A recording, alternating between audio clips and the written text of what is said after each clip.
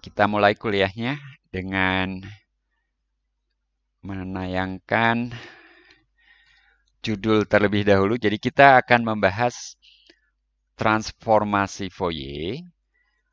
Di video yang sudah saya unggah, saya sudah menjelaskan motivasi atau inspirasi dari mana rumus transformasi Fourier itu berasal begitu ya. Nah, nanti kita akan mendefinisikan transformasi Fourier dengan rumus yang diperkenalkan di video 10.1 tersebut, tetapi saya harus memperkenalkan dua ruang terlebih dahulu, yaitu ruang L1 dan L2 dengan domain R yang ya mirip dengan L1 atau L2 AB, tapi normanya di sini tidak dinormalisasi gitu ya. Nanti saya bisa cerita apa efeknya kalau kita ingin normalisasi gitu ya. Jadi yang kemarin saya selalu melakukan normalisasi itu, sementara di diktat tidak sebetulnya gitu ya. Ya selama di ruang atau di domain yang terbatas, interval AB begitu, normalisasi atau tidak sebetulnya tidak berbeda secara signifikan, hanya ini aja, ingin norma fungsi konstan 1 itu sama dengan 1 gitu ya untuk normalisasi. Tapi kalau tidak dilakukan normalisasinya sebetulnya tidak apa-apa juga. Oke, materi yang saya jelaskan dalam video yang sudah diunggah itu bukan definisi formal transformasi Fourier. Jadi saya baru menjelaskan motivasi atau sekarang saya tulis di sini sebagai inspirasi begitu ya. Nah, inspirasi transformasi Fourier itu berasal dari deret Fourier juga begitu. Jadi deret Fourier yang sudah kita bahas pada interval min L, L, kita punya rumus ini untuk uraian deret Fourier-nya dan rumus yang kedua untuk koefisien Fourier-nya. Ya, tentu saja di sini F-nya diasumsikan sedemikian rupa sehingga kesamaan ini kita punyai gitu ya. Entah dalam arti titik demi titik ataupun dalam norma, konvergen dalam norma begitu. Ya anggaplah konvergen dalam norma karena kita sudah berkenalan dengan L2AB gitu ya. Jadi di sini interval AB-nya sama dengan interval simetris min L, L gitu.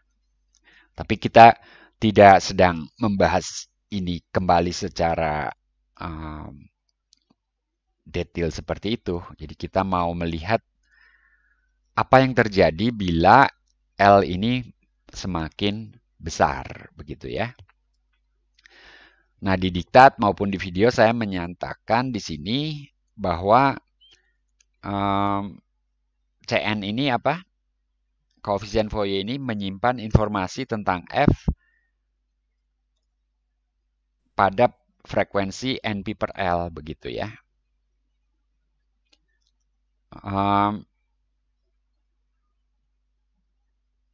Kalau kita membayangkan F itu sebagai signal, maka frekuensi, kemudian juga nanti istilah amplitudo, dan lain-lain itu memang pas gitu ya. Tapi saya pinjam istilah frekuensi dan mungkin nanti juga amplitudo, seolah F ini sinyal gitu ya, supaya kita bisa mengapresiasi rumus-rumus ini. Oke, jadi kita punya sepasang rumus ini. Saya katakan ini sepasang karena memang nantinya selalu bergandeng gitu ya. Jadi yang mana yang pertama, mana yang kedua itu relatif. Tapi memang kalau kita kembali ke pembahasan Derek Fourier di awal, kita punya F lalu kita hitung Cn begitu ya. Jadi katakanlah urutannya memang seperti itu. Lalu yang kedua ini justru yang pertama di sini justru yang menyusul. Kemudian apakah Fx sama dengan deret Fourier itu gitu kan? Jadi kita mulai dengan pertanyaan bahkan. Tapi katakanlah kemudian hipotesisnya dipenuhi, kita punya itu. Jadi yang pertama menghitung Cn itu ibaratnya proses decoding, lalu merekonstruksi F itu proses salah saya.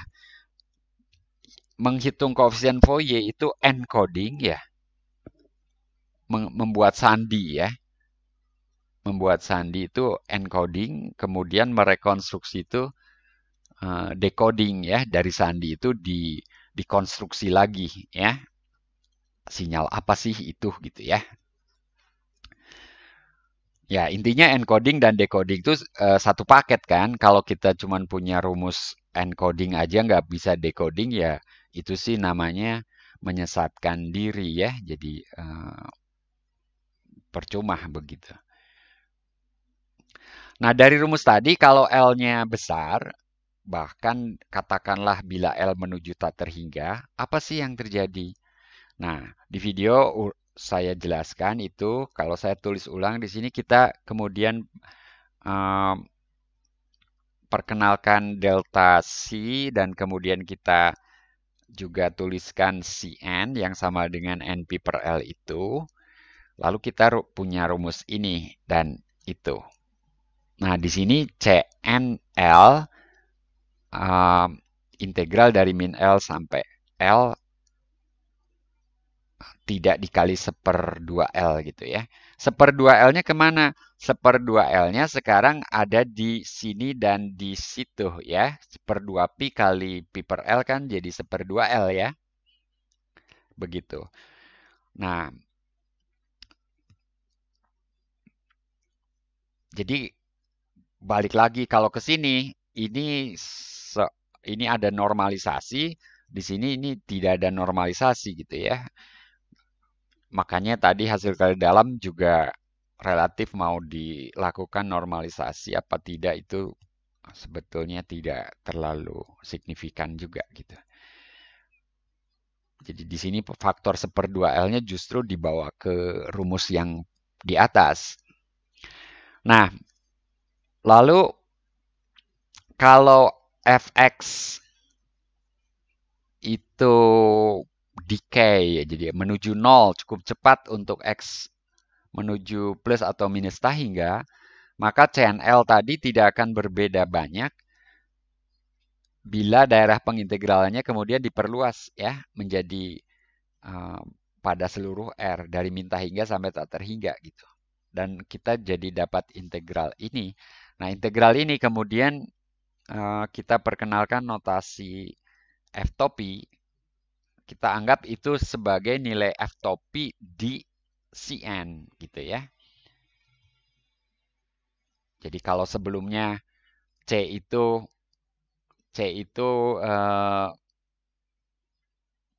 memetakan N ke Cn gitu. Jadi ini yang Cn ya, yang Cn bukan Cnl. Oke, tapi kalau mau Cnl juga boleh ya. Jadi ini Cl lah katakan. Jadi di sini f-topi itu memetakan Cn gitu ke Cnl. Jadi beda apa namanya? beda domain ya. Kalau C itu fungsi dari N, F top P fungsi dari si N. Ya itu hanya cara pandang aja. Nah sekarang fx-nya juga kemudian jadi kurang lebih sama dengan sebetulnya fx tidak berubah ya. Tadi fx sama dengan itu, sekarang fx ya kalau ini kita anggap CNL ya yang tadi. Tapi sekarang rumusnya menjadi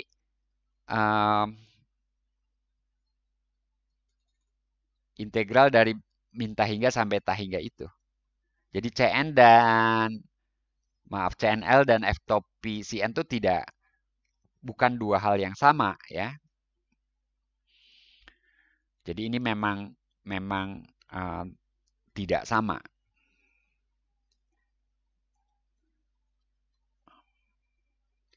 Nah, bentuk terakhir ini mirip dengan jumlah Riemann.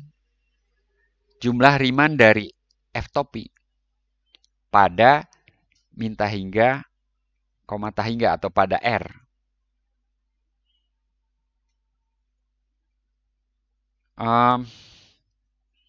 Ya, ini memang masih di antara min L sampai dengan L.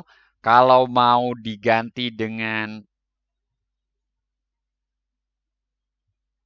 seluruh X anggota R juga sebetulnya bisa-bisa aja dengan asumsi tadi ini kan. Ini cukup cepat. Saya lihat slide ini lagi sambil Anda juga mencoba mencerna ini ya. Anda sudah nonton videonya, Anda sudah baca kembali. Barangkali sekarang kalau ada yang mau didiskusikan silahkan. Sebagai jumlah Riemann itu kebayang nggak sih jumlah Riemann pada interval min hingga, koma hingga itu kan seluruh garis bilangan. Tapi, nah ada tapinya, F-nya itu nilainya nggak besar, nilainya bisa diabaikan lah gitu ya dari di sebelah kiri min L dan sebelah kanan L tuh boleh dibilang kecil lah gitu ya. Ya bayangkan seperti itu.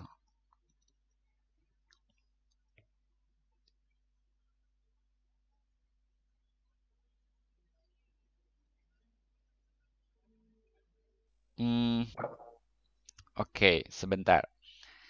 Ini antara X dan iya, iya, iya, iya. Ya. Jadi di sini X itu kayak diambil dulu ya ketika kita menghitung fx, bayangkan X itu dipilih. Nah, sekarang ini X di sini yang saya gambar X, tetapi kemudian kita punya satu lagi yaitu C. Saya akan gambar dengan warna yang lain lah, katakanlah biru. Saya punya ini sumbu C ini. Karena sigma itu terhadap C ya. Jadi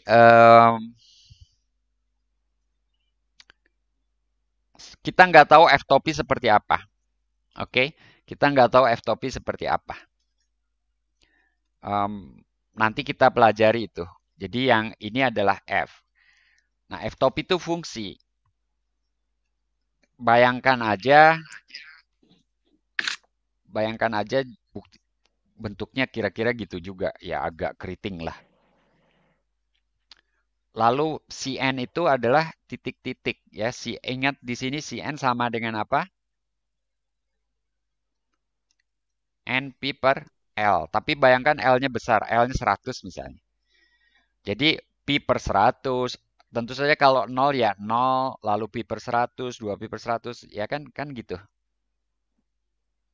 Ini yang saya katakan semakin besar L semakin kerap. Dan ini menyatakan frekuensi. Jadi semakin kerap domain frekuensinya tuh maksudnya itu. Jadi nilai DC itu lebar selang di sini. Bayangkan satu ini, ya.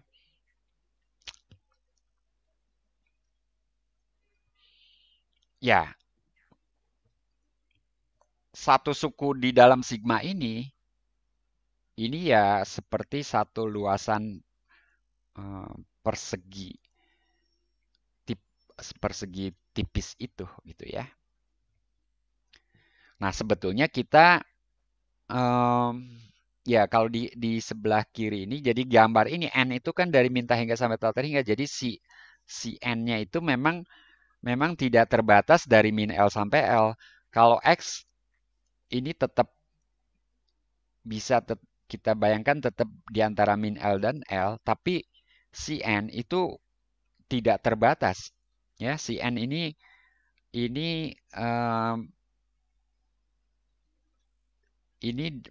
N-nya tidak ada batasnya. Ya, jadi ini bisa sangat besar, bisa minus sangat besar juga gitu ya. Yang pasti ini mirip dengan jumlah Riemann dari F topi. Walaupun mungkin integralnya adalah integral tak wajar istilahnya, ya, dari minta hingga sampai tak terhingga kan. Tapi ada definisinya itu integral tak wajar. Jadi limit dari katakanlah A menuju minus tak hingga dan B menuju tak terhingga, integralnya dari A sampai B gitu ya, dan seterusnya. Nah, kemudian delta C yang sama dengan NP per L itu kan akan jadi menuju 0 ya, bila L menuju tak terhingga. Lalu si N semakin memadati R, tadi sudah saya gambarkan. Ya, jadi titik-titik si N itu menjadi semakin kerap begitu ya, semakin kerap. Jadi kalau digambarkan lagi di sini, si N itu menjadi semakin kerap. Oke, jarak satu sama lainnya NP per L. Jadi dua titik yang berturutan, jaraknya berapa itu? Pi per L. Bayangkan L-nya sejuta gitu ya, pi per sejuta. Jadi itu yang dimaksud dengan memadati di sini.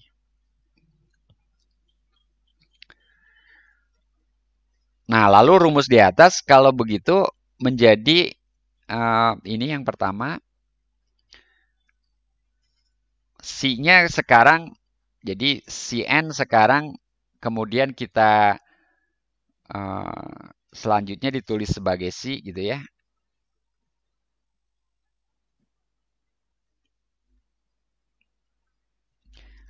Jadi bukan lagi diskrit, tetapi semua nilai C yang mungkin gitu ya. Jadi di sini karena kerapnya itu. Lagi-lagi ini inspirasi ya, bukan bukti dari sesuatu, bukan penurunan dari rumus transformasi Fourier. Ini inspirasi dari mana sih transformasi Fourier itu datangnya. Ketika kemudian kita mendapatkan rumus ini, sekarang kita verifikasinya atau kita pelajarinya secara deduktif. Ya, ini adalah proses induktifnya, tapi formalnya nanti kita lakukan secara deduktif. Jadi dalam matematika, induktif dan deduktif itu dua-duanya dilakukan. Ketika kita mencari ide, kita prosesnya induktif.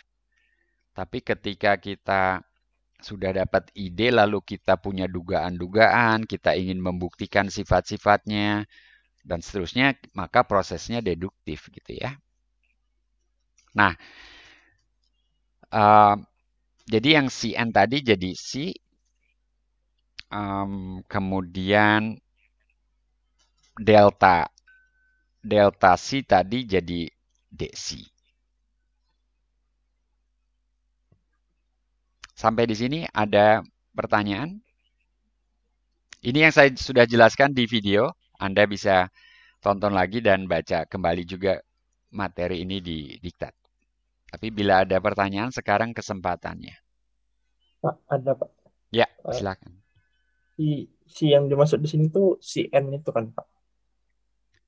Betul, tapi kita sudah istilahnya beranjak dari diskrit ke kontinum gitu loh. Kan si N tuh ini nih, kebayang nggak?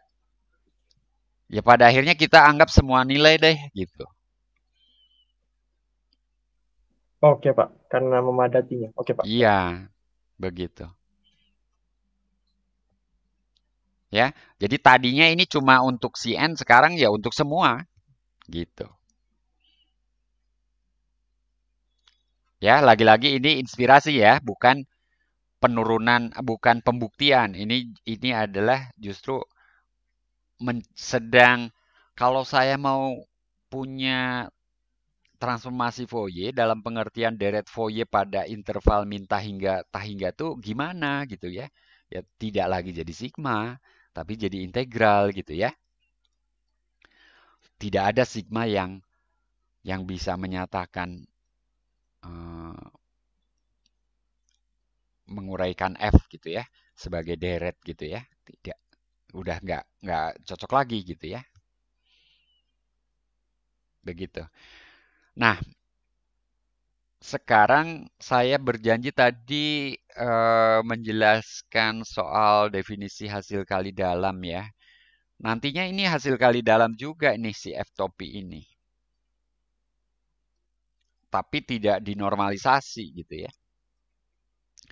Nah, sebetulnya ada definisi, cuman nih saya ini udah berikutnya udah ruang L1, L2. Ada definisi hasil kali dalam yang berbeda di L2R, ruang L2R yang akan kita bahas. Atau mungkin nanti aja ya, saya tunda dulu komentar yang akan saya berikan sekarang ini.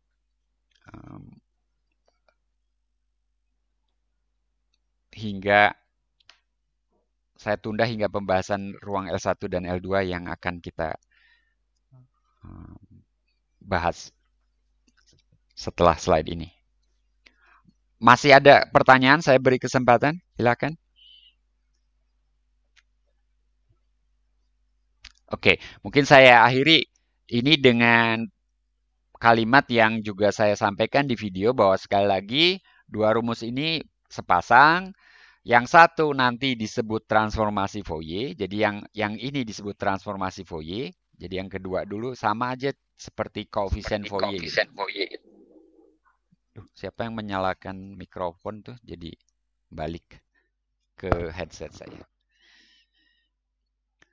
Yang ini adalah ini rumus transformasi Fourier. Ini adalah rumus inversinya. Jadi inverse dari transformasi Fourier ya.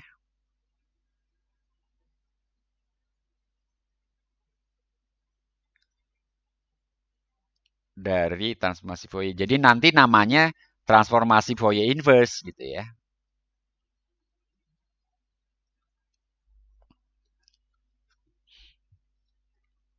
Begitu. Jadi kalau saya punya F yang terdefinisi pada seluruh bilangan real, maka saya hitung transformasi Fourier-nya seperti ini. Lalu kalau saya sudah punya transformasi Fourier dari F, saya ingin balik lagi ke F, maka saya pakai rumus ini, gitu ya. Kira-kira gitu nantinya. Nah, untuk formalitas, kita akan bekerja di ruang L1R terlebih dahulu. Nanti ketika kita membutuhkan konsep geometri, proyeksi ortogonal, dan lain-lain kan, kita beralih dari L1 ke L2. tentunya nanti kita harus mencari hubungan antara L1 dan L2 ini, ya, hubungan yang dimiliki yang barangkali tersembunyi gitu ya, tidak kelihatan langsung pada awalnya. Oke, jadi itu yang akan kita lakukan. Nah,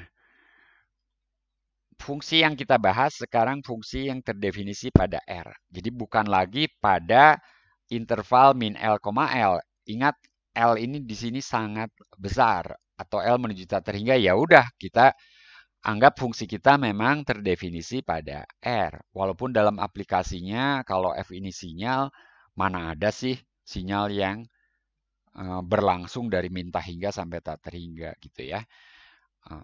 Ya memang tidak, tapi saya pernah menyampaikan ini apa belum ya?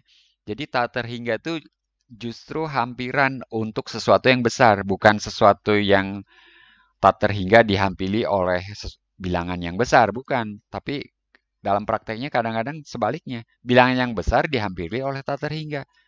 Loh, Pak, tak terhingga kan bukan bilangan. Iya, tapi kita punya konsep limit dan lain-lain yang justru jadinya lebih mudah gitu ya. Daripada menghitung sampai 10 pangkat 27 gitu, nulis 10 pangkat 27 aja kan repot gitu kan. Kan lebih mudah nulis simbol tak terhingga kan? Gitu. Gitu. Jadi fungsi f terdefinisi pada R. Nah, sekarang kita akan mendefinisikan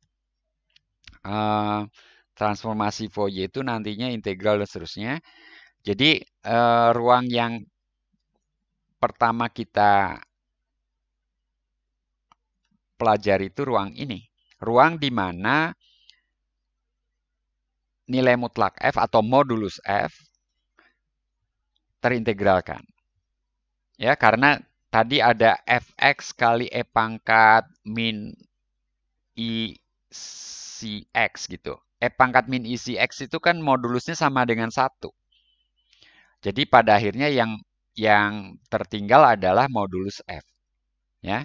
Nah, kita asumsikan di sini f-nya terintegralkan mutlak, walaupun ini mungkin bukan nilai mutlak tapi modulus, tapi istilahnya memang terintegralkan mutlak.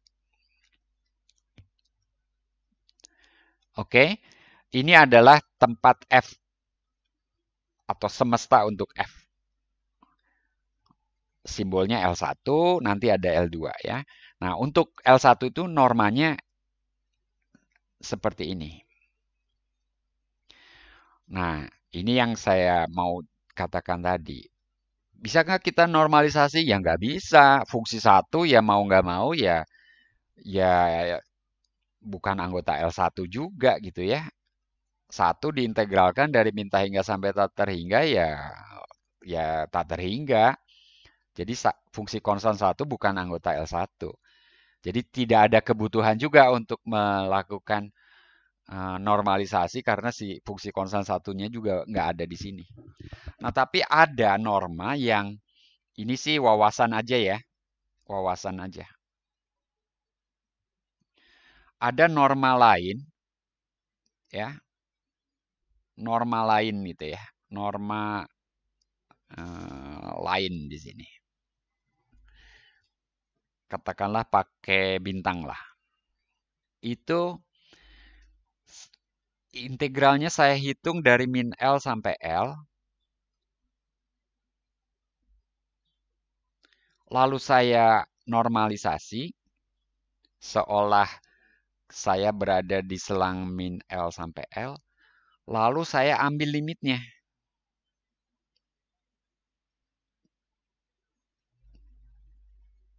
Pak, kalau ini saya hitung gimana? Ya, kalau ini saya hitung, jadi ini definisinya. Maka sekarang kalau F-nya 1. Kalau F-nya 1, saya hitung yang dalam kurung ini dulu kan. Integralnya 2L dibagi 2L sama 1. L-nya udah tercoret duluan. Lalu L menuju tak terhingga ya sama dengan 1.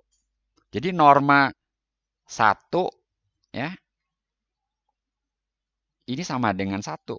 Kalau di sini norma 1 sama yang di kiri itu norma fungsi 1 sama dengan tak terhingga.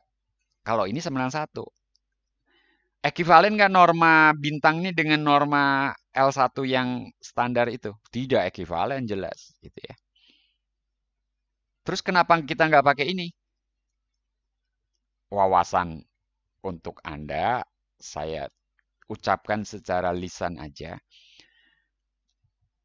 Kalau saya pakai norma ini, ruang L1 dengan norma ini tuh tidak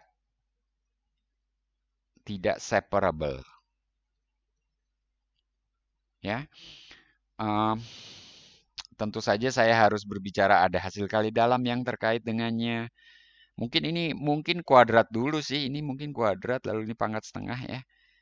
Bisa juga gitu. Kuadratkan dulu lalu pangkat setengah.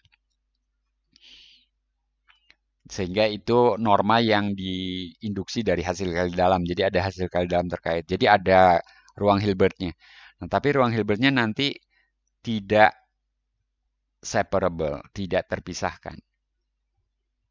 Nggak ada basis ortonormal nanti di situ, gitu loh hubungannya. Oke, jadi kita ingin nanti basis ortonormal juga barangkali, walaupun mungkin nggak lagi karena kita bukan bukan sedang membahas deret Fourier, jadi barangkali kita tidak akan memerlukan konsep basis ortonormal juga gitu ya. Tapi kita ingin hasil kali dalam yang ujung-ujungnya nanti mungkin memudahkan kita juga ya, tidak ada masalah yang kita tidak kehendakilah dalam perjalanannya. Khususnya nanti ketika kita berbicara wavelet, kita akan kembali bertemu dengan basis ya, walaupun fungsinya sekarang terdefinisi pada R, tapi nantinya ada basis ortonormal ya. Gitu kira-kira nanti kita menabung untuk konsep wavelet ya. Jadi memang kita tidak menggunakan norma yang dalam kotak ini. Oke, sampai di sini ada pertanyaan? Tidak ya, ini baru mendefinisikan norma. Panjang lebar saya memang gitu ya. Ceritanya suka ditambahin macam-macam kayak wawasan tadi. Baik, sebagai perluasan dari L2AB, kita juga nantinya punya ruang L2R. Bukan nantinya, sekarang. Bahkan ya, kita sekarang punya ruang L2R yang beranggotakan semua fungsi dari R ke C dengan integral dari modulus F kuadrat pada R atau pada minta hingga komata hingga itu integralnya terhingga. Integral tak wajarnya ada gitu ya, konvergen. Nah, ruang L2 kemudian dilengkapi dengan norma ini. Yang di slide sebelumnya yang wawasan itu mendefinisikan norma bisa berbeda, tapi konsekuensinya nanti ruangnya bisa punya sifat yang berbeda juga. Kita pilih norma ini, otomatis nanti hasil kali dalamnya akan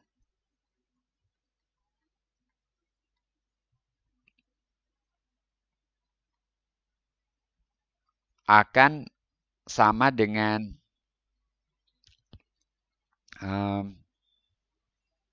Anda sudah tahu mungkin ya, ini fx kali gx konjugat gitu ya. Jadi terkait dengan norma itu ada hasil kali dalam. Atau norma ini memenuhi hukum jejer genjang. Dan hasil kali dalam yang menginduksinya adalah hasil kali dalam yang saya tuliskan di kanan bawah itu. Jadi di sini tidak mengalami proses normalisasi. Fungsi 1 di sini bukan anggota juga gitu ya. Nah, lalu apa hubungan antara L1 dan L2? Yang pertama, tidak ada hubungan urutan. Maksudnya, L1 bukan himpunan bagian dari L2, L2 juga bukan himpunan bagian dari L1. Itu maksudnya hubungan urutan. Tapi nanti ada hubungan yang lain gitu ya. Tunggu jam mainnya. Mungkin tidak pada kuliah sekarang. Sebagai contoh, untuk melihat tidak adanya hubungan urutan ini adalah fungsi fx ini. Ini anggota L1 nih. Ya. Anggota L1 tuh ya kalau pada R ya tentu Anda harus ini Yusuf bolak-balik terlempar dan masuk lagi. Itu fungsi yang pada dasarnya kalau di X lainnya nilainya 0 berarti ini seperti fungsi yang terdefinisi pada interval 0,1 aja. X pangkat min 2/3 kalau diintegralkan jadi X pangkat sepertiga kali 3 ya. Jadi 3 kali X pangkat sepertiga lalu masukkan batas-batasnya konvergen kan gitu ya. Batasnya 1 ya 3 dikurangi 0 ya 3 nilainya gitu ya.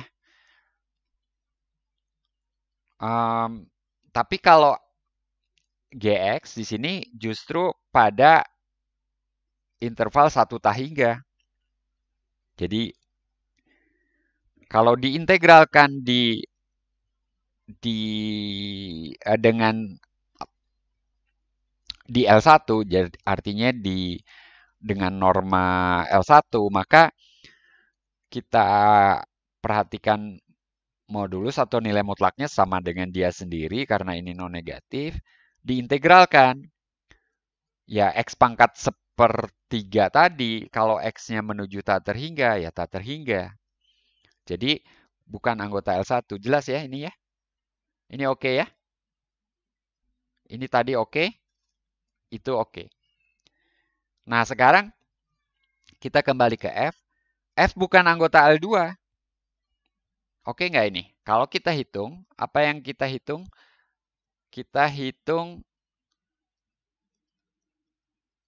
ini akan jadi dari 0 sampai 1 X pangkat min 4/3.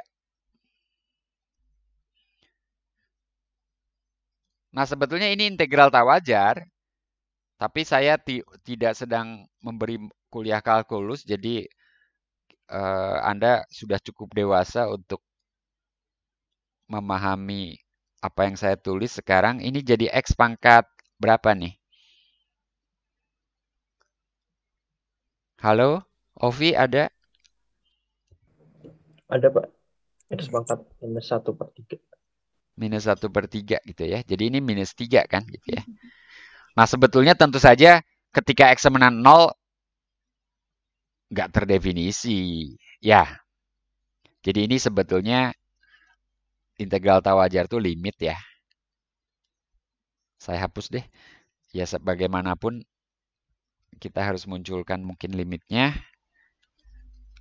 Jadi itu limit A menuju 0 dari kanan gitu ya. Dari A sampai 1. Dan ketika X sama 1 sih min 3. Min 3. Tapi dikurangi. Limitnya harus saya tulis lagi. Mohon maaf. Limitnya harus saya tulis lagi. Tak terhingga kan? Limitnya tidak ada ya. Limit A menuju 0 dari kanan min 3 dikurangi jadi tambah 3 apa. Nah, itu kan seperti itu. Betul? Tak terhingga. Jadi bukan anggota L2 nih.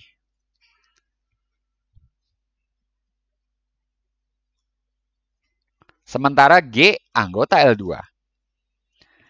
Kalau G ngitungnya dari 1 sampai tak hingga.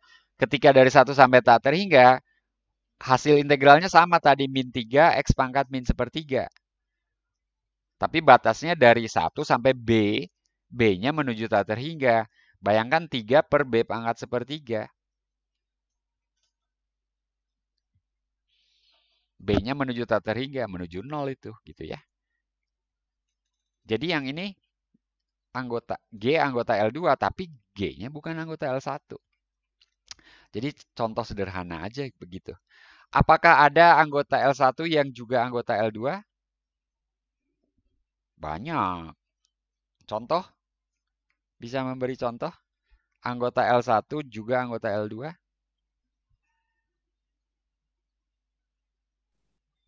Fungsi apa? Fungsi nol. Fungsi nol. Ya jangan nol banget lah. Kalau nol mah nggak perlu mahasiswa S2 dong. Contoh tak trivial biasanya yang diminta.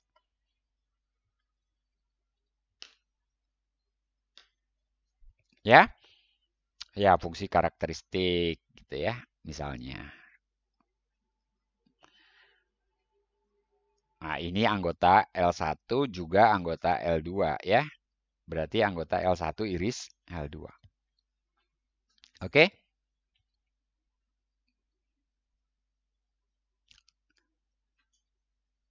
Ada pertanyaan?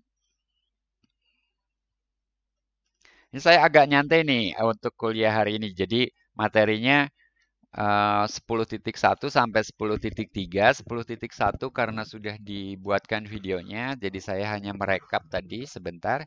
Sekarang ini 10.2 ini ceritanya. Ruang L1 dan ruang L2.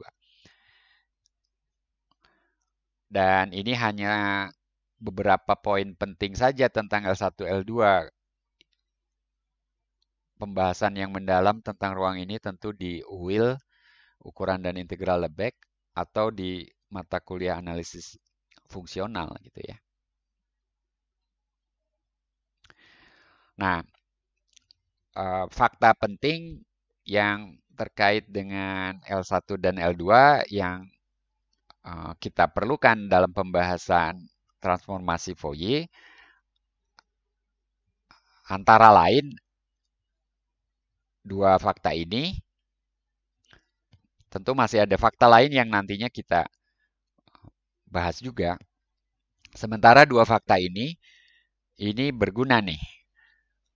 Oke, L1 itu bukan subset dari L2. Tapi kalau kita tahu F-nya anggota L1 dan F-nya terbatas pada R, yang X pangkat min 2 per 3 tadi bukan fungsi terbatas ya, masalahnya itu.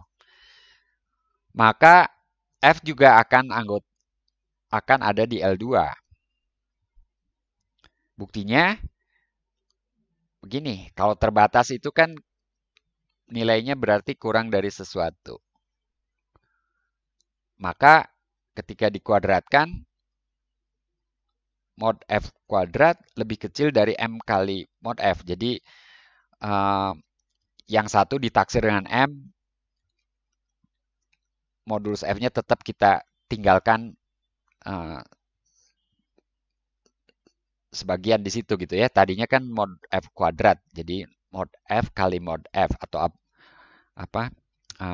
Modulus F kali modulus F. Nah, modulus F yang satu kurang dari 9M, modulus F yang satu lagi tetap kita tuliskan sebagai modulus F, sehingga kita peroleh hubungan ini. Kenapa? Karena ini kita tahu ada di L1 gitu ya, F anggota L1. Jadi integral F di sini terhingga. Jadi kita dapatkan itu. Berarti F anggota L2 gitu ya kesimpulannya.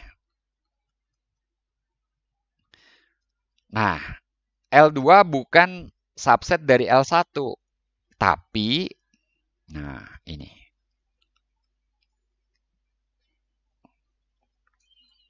F-nya bernilai 0 di luar suatu interval AB. Dengan perkataan lain apa? F-nya mempunyai ini setara dengan apa istilahnya? F mempunyai support atau tumpuan kompak gitu ya.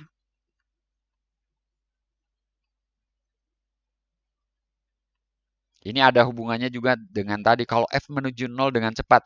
Kalau menuju 0 dengan cepat sebetulnya tidak dijamin mempunyai tumpuan kompak. Tapi yang mempunyai tumpuan kompak pasti menuju 0 dengan cepat. Bahkan dengan sangat cepat gitu ya. Karena setelah B tertentu sama dengan 0 persis gitu ya. Nah, fakta 2 ini bisa diperumum sedikit gitu ya, bernilai 0 sangat cepat di luar, bukan di luar, tapi ketika X menuju tak terhingga, mungkin ini masih berlaku juga. Hitung-hitungannya lebih sulit sedikit. Tapi kalau untuk tumpuan kompak memang jadi lebih mudah. Integral dari min tak hingga sampai tak terhingga itu bisa menjadi integral dari A sampai B. Lalu kita pakai apa ini? Ketaksamaan ini. Cauchy-Schwarz ya. Cauchy-Schwarz ya.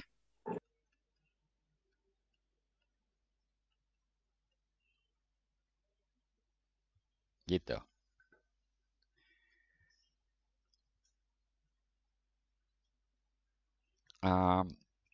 Ini tentu saja, integral ini tentu saja lebih kecil daripada integral dari min tak hingga sampai tak terhingga. Dan itu konvergen atau terhingga dikalikan ini konstanta aja ya, jadi terhingga.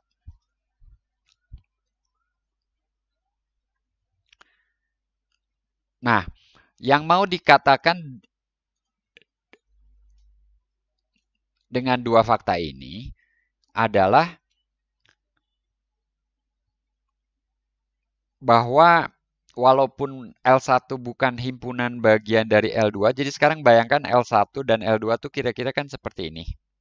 Ya, L1 dan L2 kira-kira seperti ini.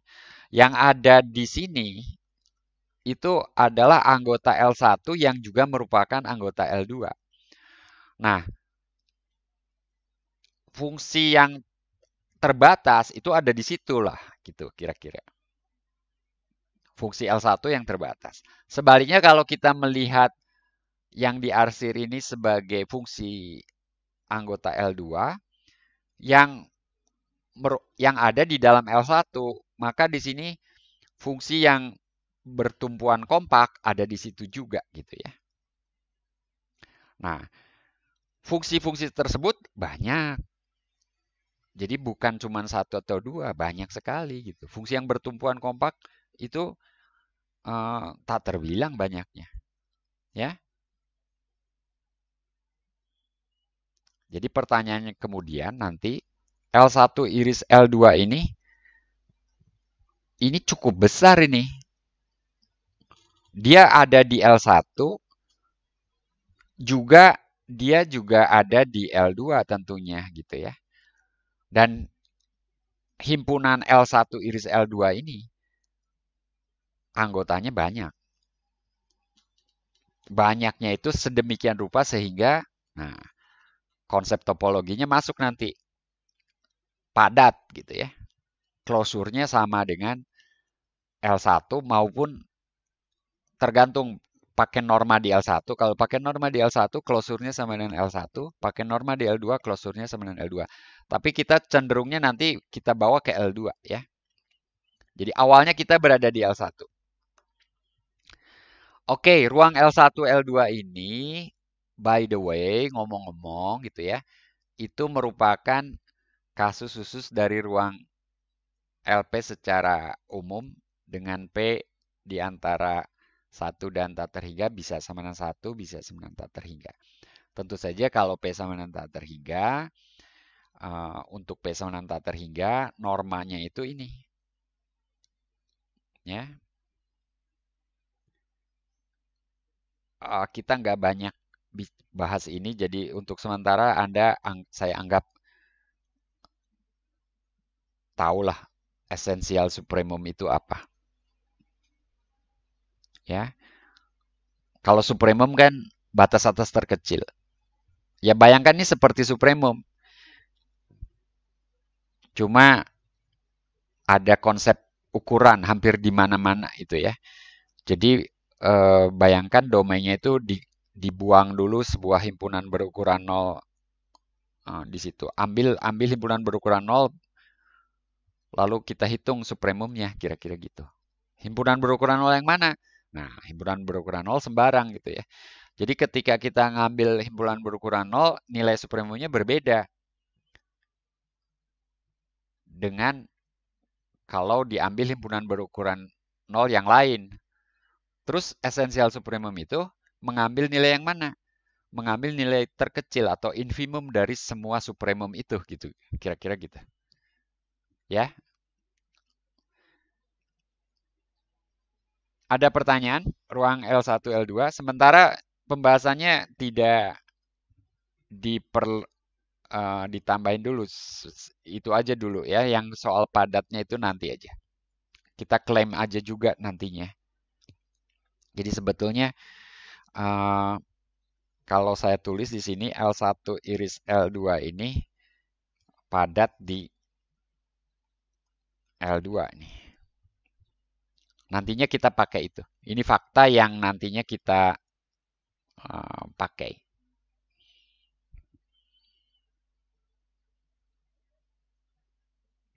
Ya, jadi padat ini untuk setiap F anggota L2 nanti terdapat G gitu. Anggota L1 iris L2. Sedemikian sehingga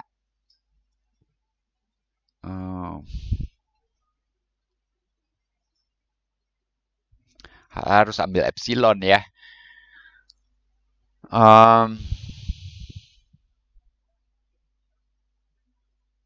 Atau barisan aja. Nah, sedemikian sehingga limit n menuju tak terhingga Gn di L2 ini sama dengan 0.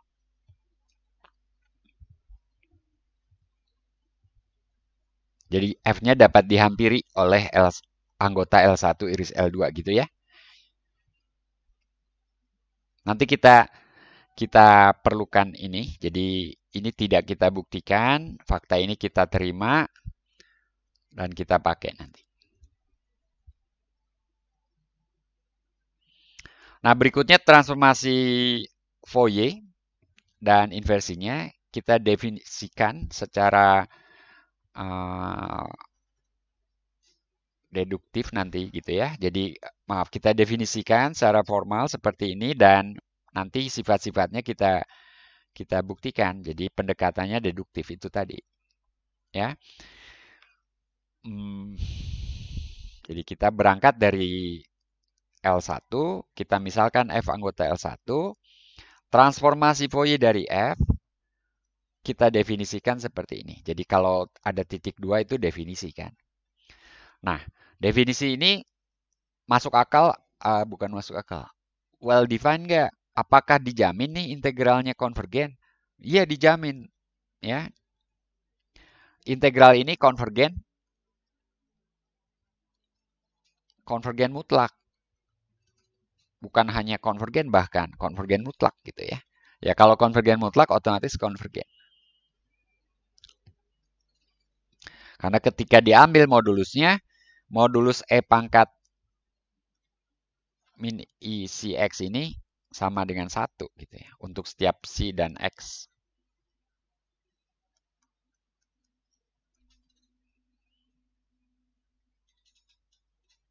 Oke? Oke. Nah, seperti halnya dalam pembahasan deret Fourier, pertanyaan kita kan bagaimana kita bisa memperoleh F kembali. Jadi transformasi Fourier itu kayak saya punya F, lalu saya petakan ke F topi. Nah, sekarang domainnya R juga gitu ya. Jadi ini fungsi dari R ke C, F topi juga fungsinya dari R ke C gitu ya. Nah, pertanyaannya bisa balik lagi nggak? Bisa gitu ya. Jadi ini kalau Anda sudah berkenalan dengan operator ya, operator itu biasanya hurufnya T atau kalau identitas ya I gitu. Kalau ini operator tapi simbolnya topi gitu ya. si yang dipetakan ditulis di bawahnya. Nah, yang baliknya itu eh, ini topi topi yang mendongak ke atas, ya. Rumusnya nanti ini. Tentu saja saat ini ini baru baru dugaan, ya. Baru dugaan saat ini. Dugaan ini muncul dari mana? Dari kotretan di 10.1 tadi, ya.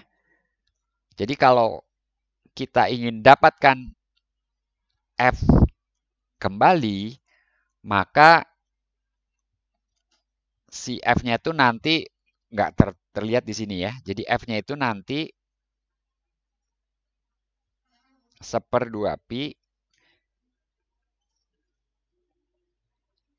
uh,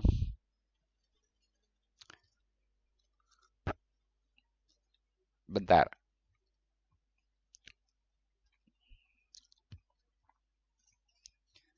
Sebetulnya ini nanti F topi, tapi bayangkan F dongak ke atas dulu, topi ke atas dulu. Um, bentar. Ini apakah seperti ini? Iya, mungkin seperti ini. Atau itu min X, saya lupa. Nanti kira-kira gitu.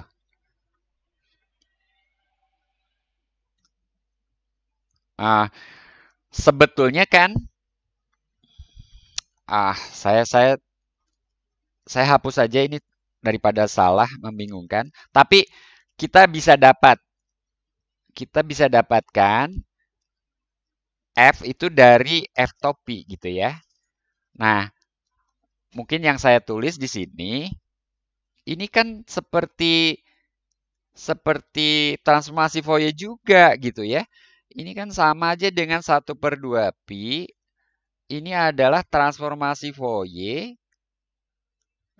dari G, tapi dihitung di min C gitu kan. Betul nggak sih?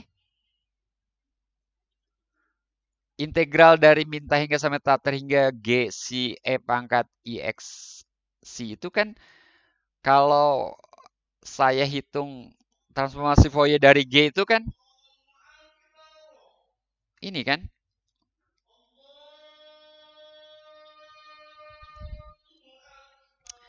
Oke, Anda baca baca lagi ini. Ini ada azan. Saya berhenti dulu ya. 2 menit.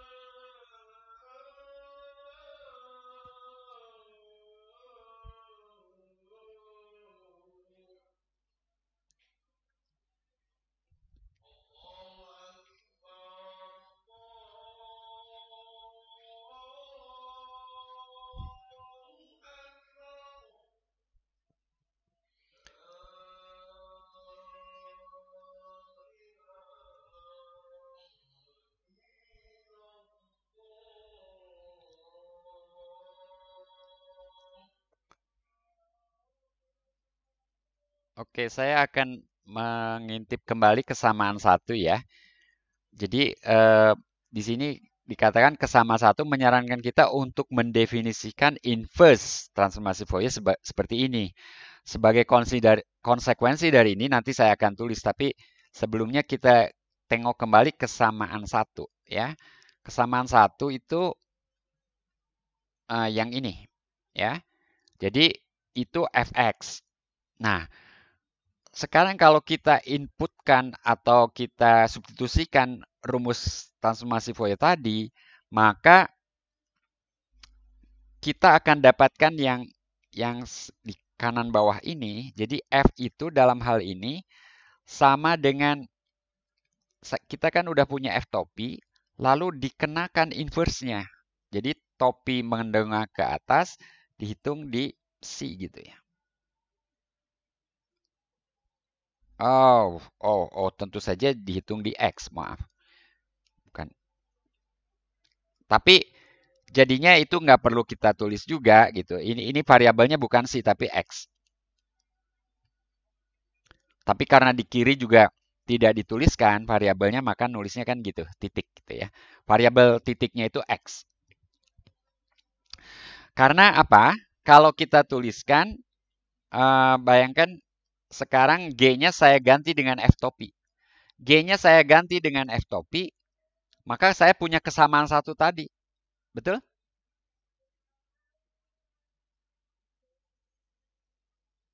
Ya. Kesamaan dua berarti. Tadi satu apa dua? Ini loh. Oh iya Pak. Sorry, satu dan dua memang nggak penting-penting amat juga gitu. Tapi maksudnya kita dapatkan ini ya, yang saya beri kotak di kanan bawah itu. Oke? Begitu. Nah, tapi ini baru jadi ini nantinya harus dibuktikan ini. Ini perlu dibuktikan nih. Benarkah ini gitu kan? Buktinya gimana gitu. Itu nggak mudah ya. Kan 10.1 itu tuh kan cuma inspirasi, cuma kotret kan, bukan penurunan yang rigorous. Nantinya ini kita buktikan. Yang kotak kanan bawah itu kita buktikan nantinya. Jadi yang ini definisi ini hanya notasi aja. Jadi notasi topi yang membuka ke atas itu gitu ya. Dengan notasi itu, jadi F itu kayak transformasi Fourier-nya kan notasinya topi ke bawah gitu ya, menghadap ke bawah, tudung ke bawah, kemudian di cancel, dihapuskan atau dibatalkan lagi dengan topi yang mendongak ke atas gitu kan. Jadi balik lagi jadi F. Jadi secara notasi menjadi seperti uh, memang inverse gitu ya. Topi ke bawah dihapus dengan atau di cancel dengan topi ke atas gitu ya. Jadi balik lagi jadi F. Oke. Nah, sekarang beberapa ini udah saya tulis di sini. Beberapa sifat tentang transformasi Fourier adalah beberapa teorema berikut. Yang pertama, jika F anggota L1, maka F topi terbatas pada R. Terbatas itu apa?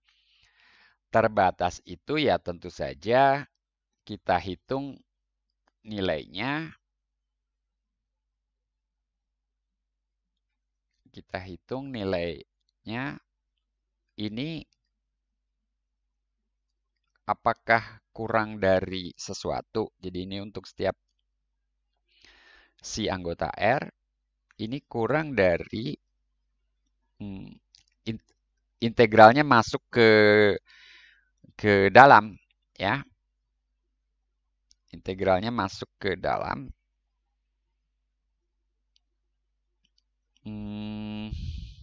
Bentar. Ini X ya. Ingat, ini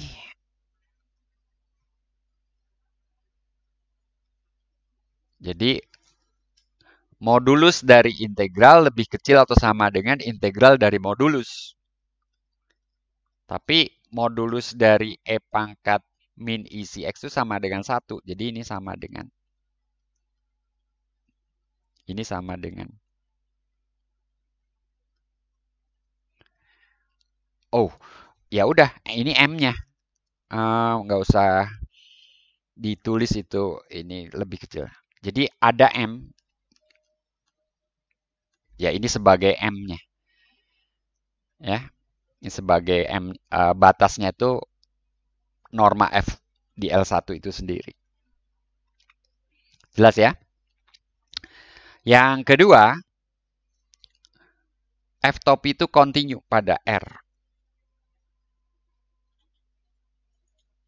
Jadi tadi terbatas, sekarang continue. Buktinya sebagai berikut. Untuk melihat kekontinuan, kita melihat selisih nilai di C dan di dekatnya. C plus H gitu ya. H-nya di sini bayangkan sesuatu yang kecil. Kita dapatkan rumus ini. Ya, ada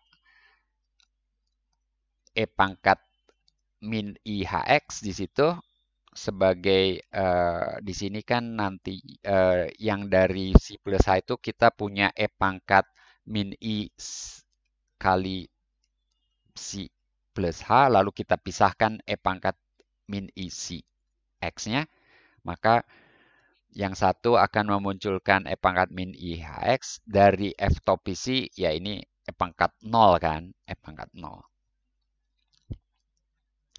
Nah sekarang kita ambil modulusnya, sekali lagi seperti tadi, modulusnya masuk ke dalam integral, ini kurang dari 2 kan? Bentuk ini kurang dari 2, ketaksamaan segitiga, kurang dari 2. Nah, 2 kali modulus fx itu terintegralkan, dan ini menuju 0 bila H menuju 0. Jadi kita bisa menerapkan teorema kekonvergenan terdominasi Lebesgue. Ya, dari teori ukuran. Yang kuliah ukuran dan integral Lebesgue udah sampai sini belum pembahasannya? Sudah, Pak. Udah ya, jadi udah kenal ya. Oke, pas waktunya kalau gitu. Nah, jadi ruas kanan itu akan menuju 0 juga bila H menuju 0. Ya. Akibatnya ruas kiri menuju 0 bila H menuju 0. Jelas ya? Teorema Apit tentu saja. Karena ini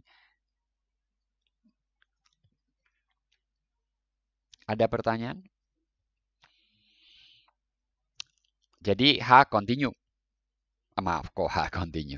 F topi continue ya. Jadi kesimpulannya kan limit F topi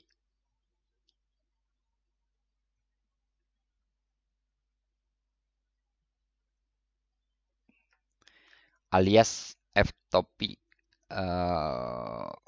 continue di C. Dan ini setiap ya, setiap C.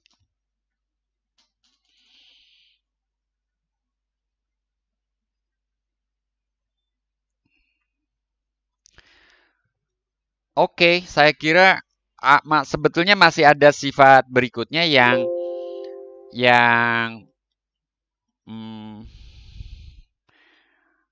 terkait dengan transformasi Fourier, yaitu teorema Riemann-Lebesgue juga ya. Jadi si transformasi Fourier itu kok hilang ini?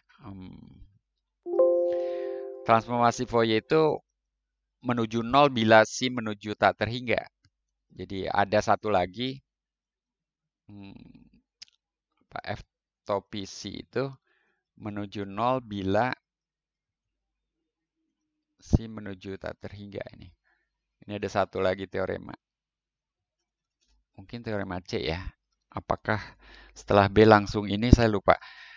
Tapi saya berhenti di sini. Bila ada pertanyaan, saya persilahkan.